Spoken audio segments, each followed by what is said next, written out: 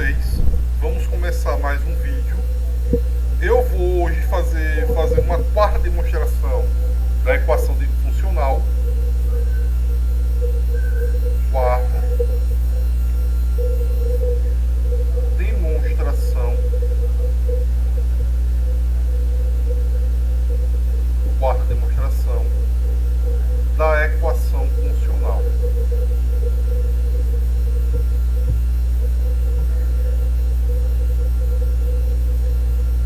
Vamos fazer uma quarta demonstração da equação funcional. Para provar, o principal resultado que a gente vai provar é a equação funcional, mas nós precisamos de um lema interessante que é a equação funcional da função θ de Jacobi. Temos a relação que é θ de x igual a 1 sobre raiz de x de θ de 1 sobre φ. A função θ de x ela é definida dessa forma: θ de x é igual ao somatório começando de n igual a menos infinito até infinito, e é elevado a menos π n ao quadrado x. Considerando que θ é um número complexo, com a parte real de x sempre maior do que zero. Quando isso acontece, isso garante a convergência uniforme dessa série, usando o critério de Weierstrass dessa função aqui, e você tem uma função analítica. Porém, a gente vai ter que desenvolver antes, devemos desenvolver uma certa teoria,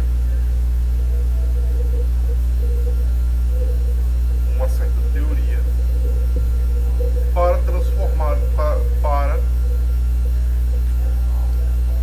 transformada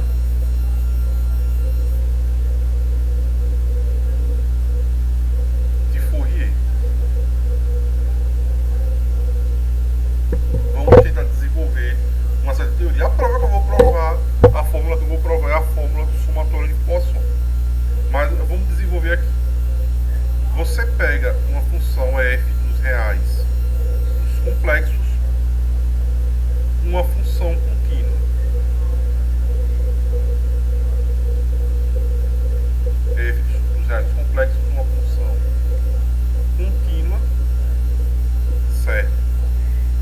Então eu vou definir φ de alfa com uma integral de infinito a menos infinito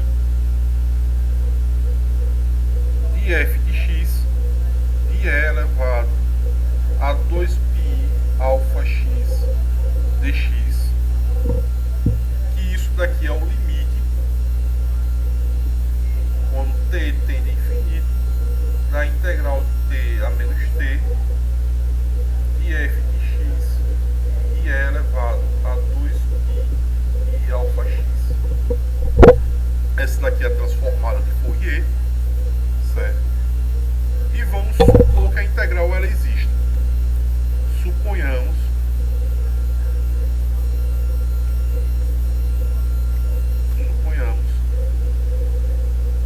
que a integral existe. Vamos supor isso, que a integral existe. Então o que é que eu vou fazer? Se você pegar a integral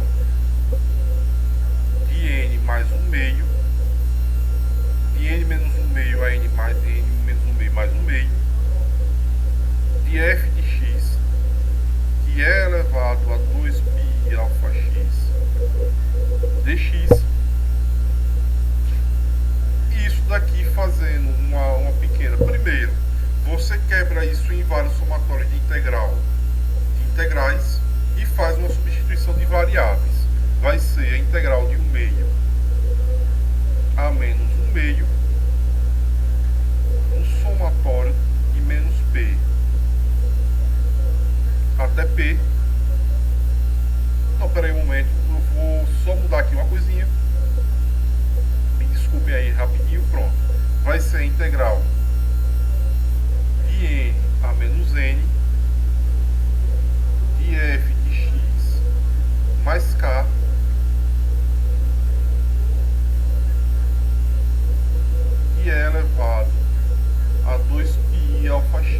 x. Pronto. A gente pega essa integral aqui, vai dar nisso, supondo que a integral ela exista. Então eu vou estabelecer algumas condições interessantes. Se assumirmos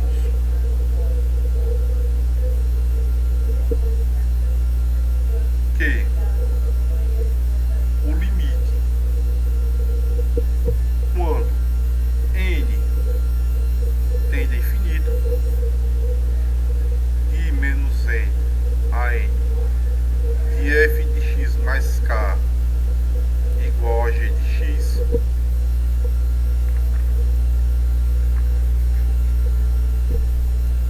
vamos supor esse limite aqui, uniformemente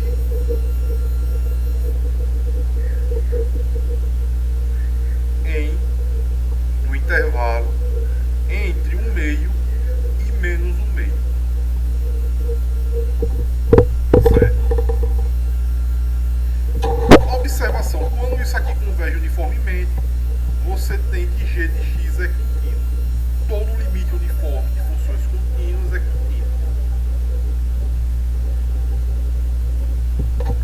Então você vai ter o seguinte, que você vai ter que a transformada de Fourier φ de alfa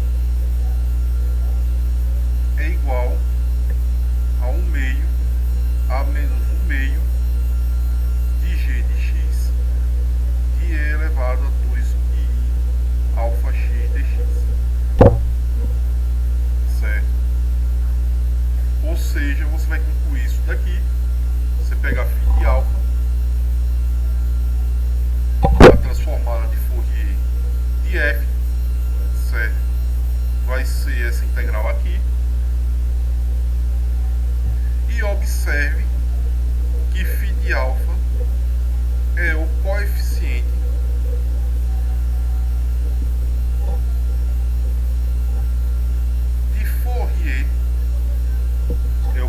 de Fourier, de uma função contínua e periódica.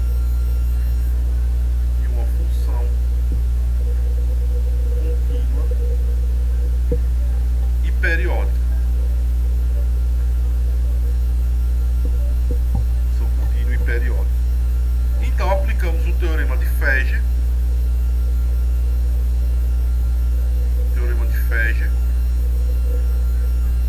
Que g aplicado a zero é igual ao somatório C1 de φ de alfa. Isso daqui é a média de Feger, se não me engano. Se além disso, se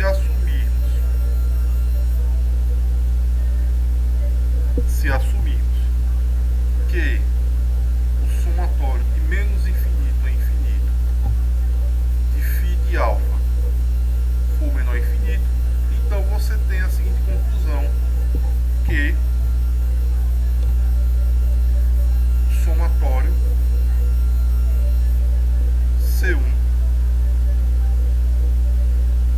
de φ de alfa é igual ao somatório de infinito a menos infinito de φ de alfa. E dessa forma, você, usando essa identidade, as relações anteriores, você vai ter que o limite, quando n tende a infinito, de n a menos n, de f de k, isso daqui é o limite, quando n tende a infinito, de f de alfa de n menos n. E aí temos a fórmula que nós obtemos, que o somatório de menos infinito a infinito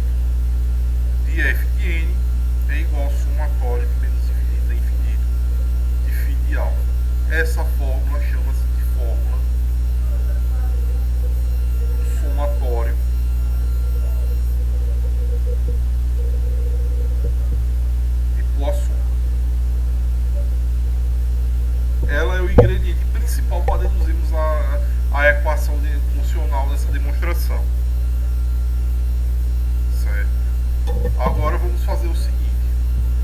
Olha só. Espera aí um momento.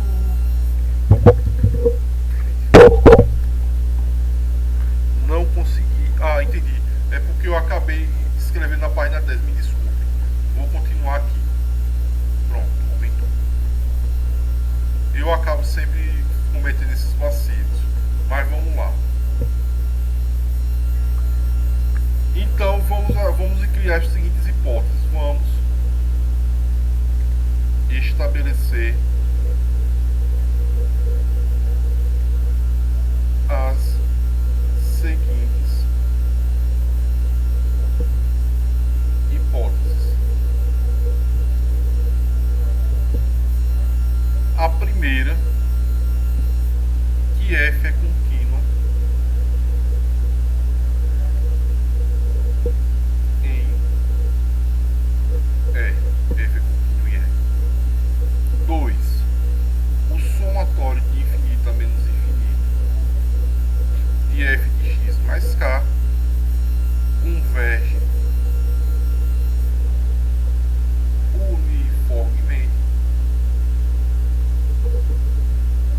em menos 1/2 menor ou igual que x menor ou igual que b. E 3, que o somatório de infinito a menos infinito de φ de alfa é menor do que infinito, ou seja, converge.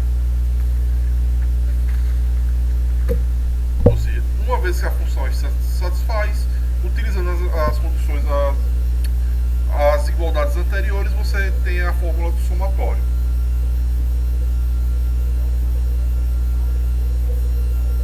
Temos essa fórmula, que é a fórmula do somatório. Quer dizer que se a função, vendo as observações anteriores, acontecer essas três hipóteses, tem a fórmula do somatório de Poisson. Agora vamos pensar no seguinte.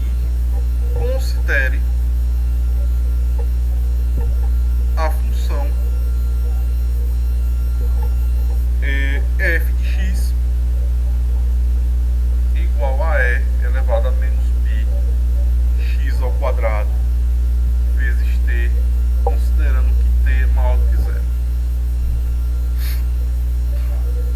Primeiro você observa que, como isso aqui tem uma ordem quadrática, você vai ter que e elevado a menos πx ao quadrado t vai ser menor do que e elevado a módulo de kt se k for suficientemente grande, maior do que um k0. Então, se você pegar a série disso daqui e pegar a série disso daqui, você usa por comparação e conclui que isso aqui converge aplicando o teorema de Weierstrass. Você tem que a série i ao quadrado de xd converge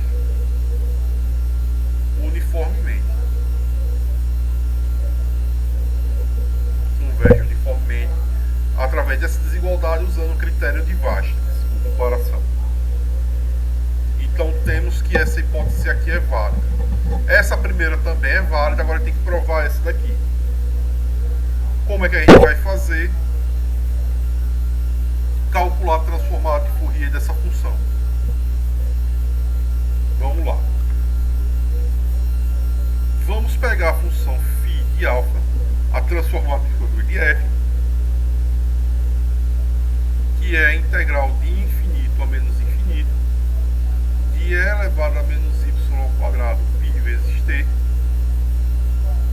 mais 2πi xy dy.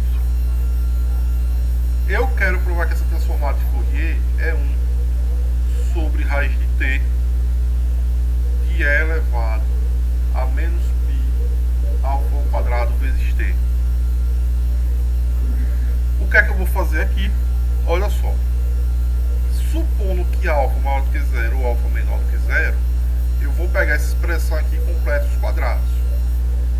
Então você vai ter que φ de alfa é igual a e elevado a menos π alfa ao quadrado sobre t, certo?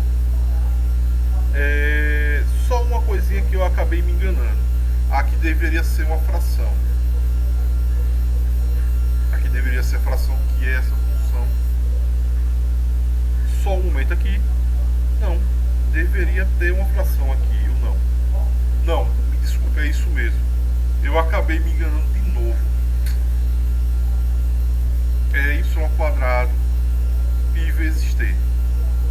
Então vai ser e elevado. O que é que você vai fazer? Você vai pegar e elevado a π ao quadrado vezes t, completando os quadrados nessa expressão aqui,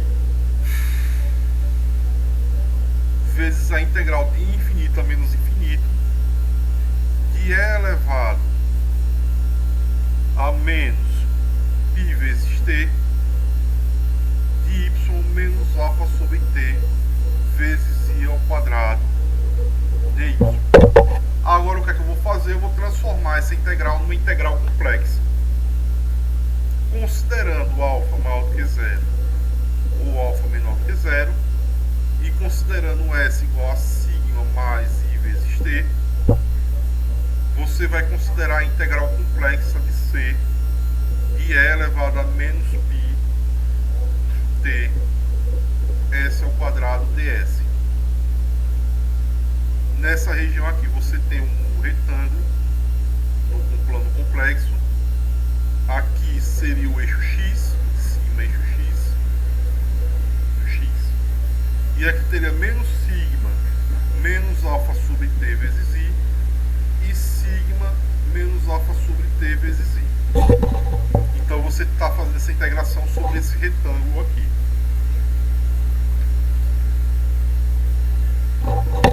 Fazendo algumas estimativas, você vai ver que e elevado a menos π t, isso daqui vai ser menor ou igual, fazendo a estimativa. Observe que se você aplicar a desigualdade modular na função e elevado a π x ao quadrado vezes t, isso daqui vai ser majorado por essa função aqui de mais ou menos sigma mais i tal ao quadrado. Obviamente, quando você estimar pela majoração, isso daqui vai ser, aqui aplicando o módulo, vai ser igual a e elevado a menos πt de sigma ao quadrado menos tal ao quadrado. Aqui é tal. E como isso daqui tem ordem quadrática, isso daqui vai ser menor ou igual que é elevado a menos πt de sigma ao quadrado menos alfa ao quadrado sobre t ao quadrado. E aí você, tomando sigma tendendo a infinito, você aplica o teorema de Cauchy, né, aqui, e aplica sigma tendendo a infinito, você vai perceber que essas integrais verticais, elas vão desaparecer, fazendo uma estimativa aqui, e você vai concluir que a integral nessa parte aqui é a mesma da integral nessa parte aqui. Então você vai ter que a integral de infinito a menos infinito de e elevado a menos πt sigma ao quadrado de sigma igual a integral infinito a menos infinito de e elevado a menos πt sigma menos alfa sobre t e ao quadrado dt.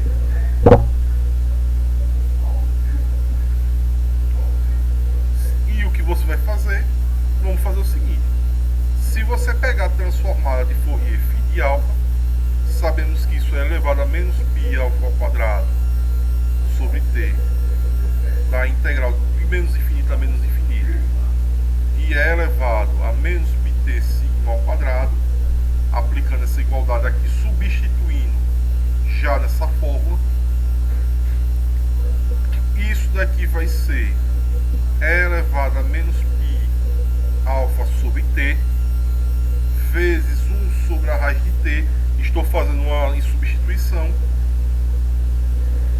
e é elevado a menos π u ao quadrado du. Olha, essa integral aqui no cálculo 3, ela vai ser igual, se eu não me engano, ela vai ser igual a 1. mas eu vou fazer uma maneira de calcular ela aqui.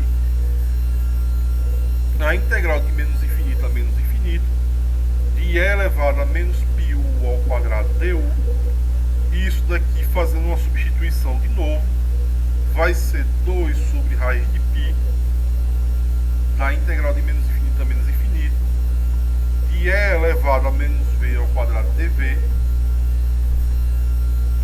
fazendo uma outra substituição, que parece você aplicando z igual a v ao quadrado. Então você vai ter que isso é 1 sobre raiz de π da integral de menos infinito a zero de e elevado a menos z de z elevado a menos 1 meio dz. Mas isso daqui é gama de 1 meio. Então isso aqui vai ser 1 sobre raiz de π de gama de 1 meio. Só que sabemos que gama de 1 meio é raiz de π. Isso aqui vezes raiz de π e isso daqui dá 1. Mas se vocês quiserem assumir que isso daqui dá 1, geralmente provar que essa integral dá 1, você usa o método de mudança de variável em cálculo 3. Você pode provar que essa integral aqui é 1, sem precisar dessas contas, você saber que a função gama de 1 meio dá raiz de π. Certo? Como você tem que... Então a gente concluiu o seguinte, que a transformada de Fourier da função aqui vai ser esse cara daqui. E obviamente se você pegar a série aqui, essa série aqui, considerando essa função aqui, ela vai convergir. Então tem as 3 hipóteses da fórmula do somatório de Poisson. E aí você conclui que o somatório de menos infinito a infinito de e elevado a menos π n ao quadrado vezes t é igual a 1 sobre raiz de t da integral de infinito a menos infinito de e elevado a menos π n ao quadrado sobre t, que é a equação funcional, que nós queríamos provar. Agora o que é que a gente vai fazer? Deduzir a equação funcional da z. Deduzir a equação funcional de z. Como é que a gente vai fazer? Vamos lá. Pegamos a função gama de s sobre 2 e isso daqui vai ser, fazendo uma substituição de variáveis, vai ser, só um momento, pronto, vai ser integral de 0 até infinito de e elevado a menos π n ao quadrado vezes x de π n ao quadrado vezes x elevado a s sobre 2 menos 1 de π n ao quadrado dx. Eu peguei a definição da função gama e fiz uma substituição.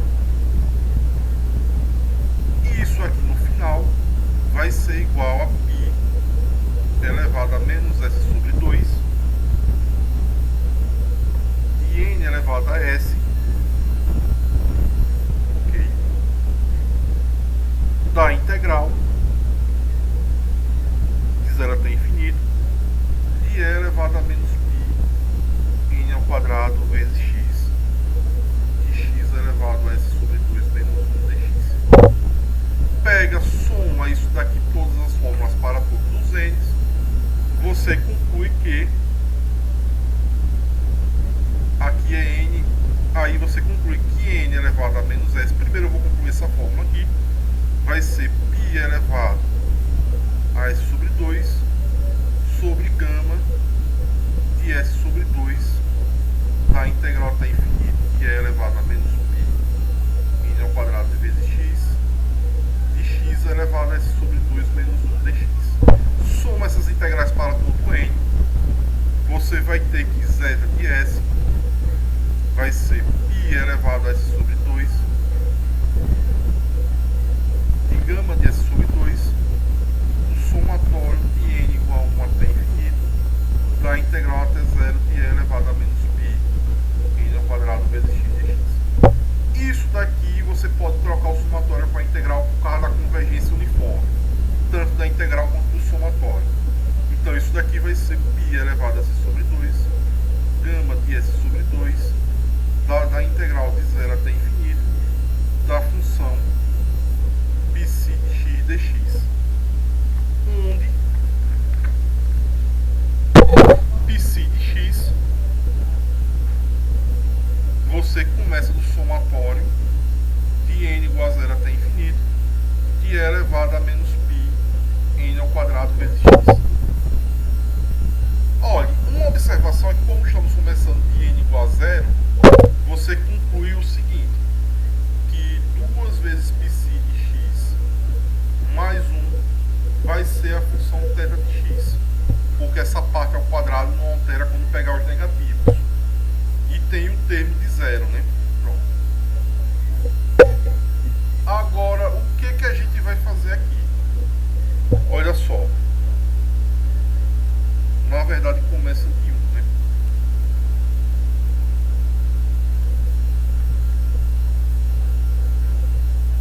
E, em particular, usando essa igualdade da equação funcional da função θ de Jacobi, você tem a seguinte igualdade, que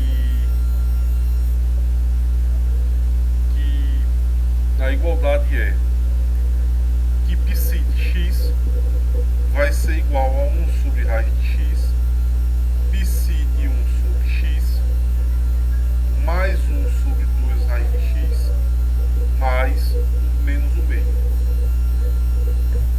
Essa é a identidade.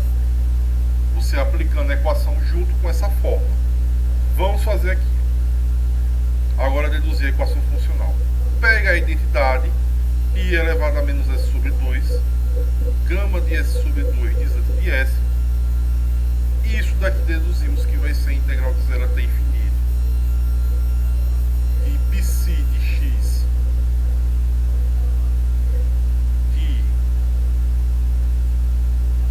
de x elevado a s sobre 2 menos 1 dx. E aí quebramos essa integral em duas integrais. A integral de 1 até infinito de psi de x elevado a s sobre 2 menos 1, mais a integral de 0 a 1 de psi de x elevado a s sobre 2 menos 1 dx. Nessa fórmula aqui, aplicamos a equação funcional, essa nova equação funcional aqui que deduzimos.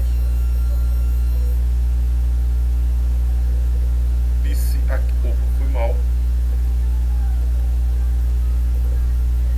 A integral de infinita é 1 de psi de x elevado a s sobre 2 menos 1 dx, mais a integral de 1 a 0 de x elevado a s sobre 2 psi de x. Peraí.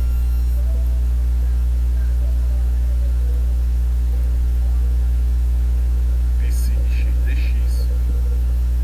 Isso daqui vai ser a integral infinita até 1 de psi de x elevado a s sobre 2 menos 1 dx, mais a integral de 1 até infinito, certo? De primeiro você vai ter que 1 sobre raiz de x psi de 1 sobre x mais 1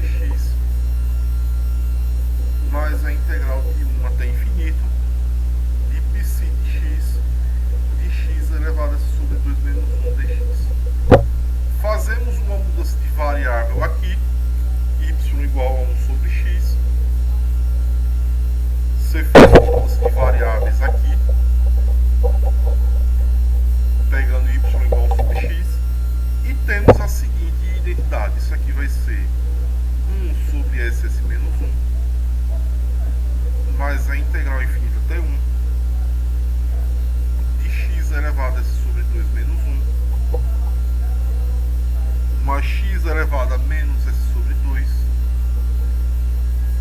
mais o meio. Menos o meio. De psi de x dx. Certo? O que é que a gente vai fazer aqui?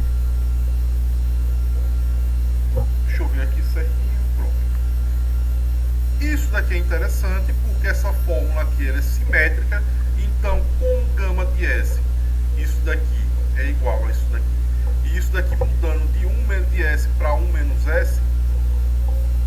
Então, tecnicamente, isso daqui vai deduzir a equação funcional da função zero.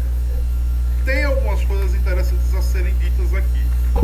Primeiro, que essa função, como essa integral converge uniformemente, considerando que x elevado a s sobre 2 menos 1 mais x elevado a s sobre 2 menos 1 meio, isso daqui, em módulo,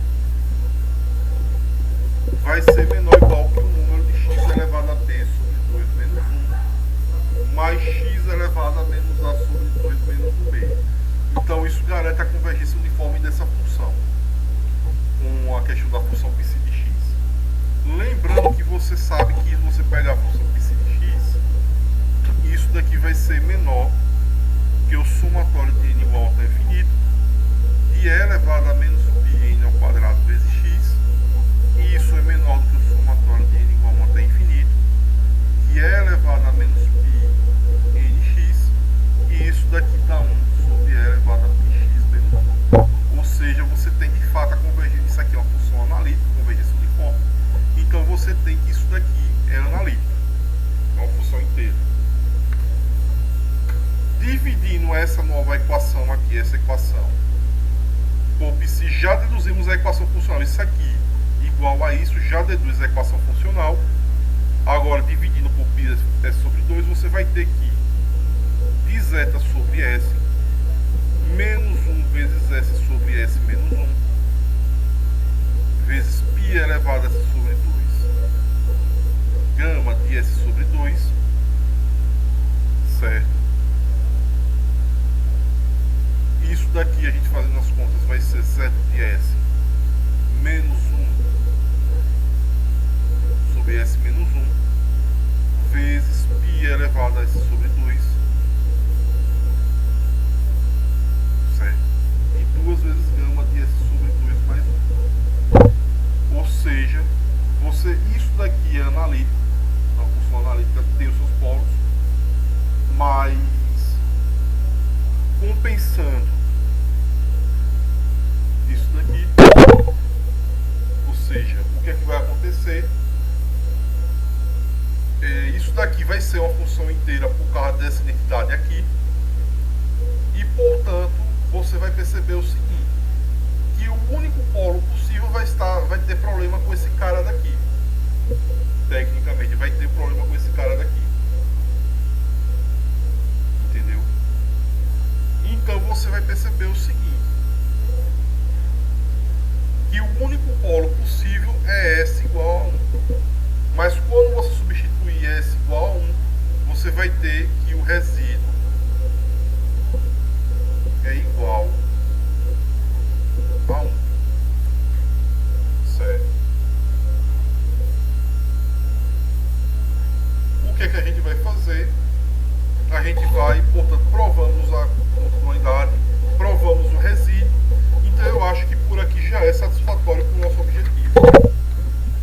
Com isso, obrigado pela paciência, desculpe pelos problemas e desejo tudo de sucesso para vocês. Obrigado.